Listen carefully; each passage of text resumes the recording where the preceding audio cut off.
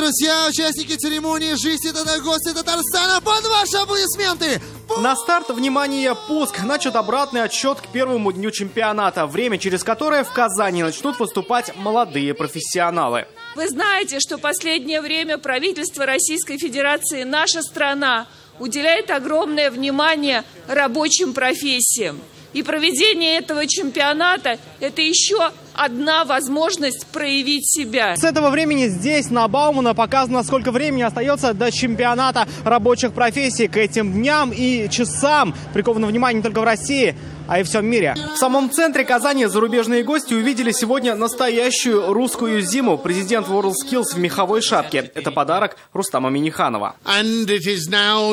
Сегодня до церемонии открытия чемпионата WorldSkills в Казани остается 209 дней и чуть более 4 часов. Но мы говорим 200 дней, потому что через 200 дней к нам начнут приезжать наши гости. И мы должны достойно их встретить и показать наше гостеприимство, наши традиции. Казанцы уже в предвкушении мирового события. Это такое крупное масштабное событие, которое привлечет множество гостей в город.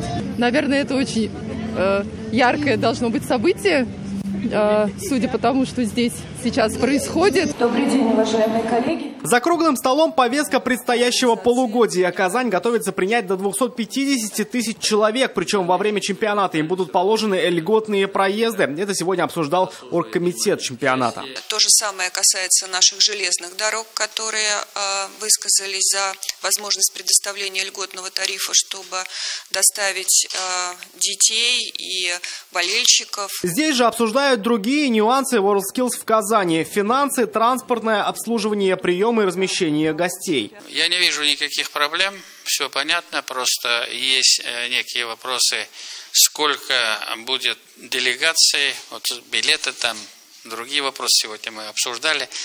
И хотелось бы, чтобы максимальное количество молодых людей с других субъектов тоже могли приехать посмотреть вот это событие. Среди пожеланий привести к требованиям WorldSkills деревню Универсиады после небольшой модернизации. Она примет участников состязаний. Рамиль Шайдуллин, Данил Филатов, ТНВ, Казань.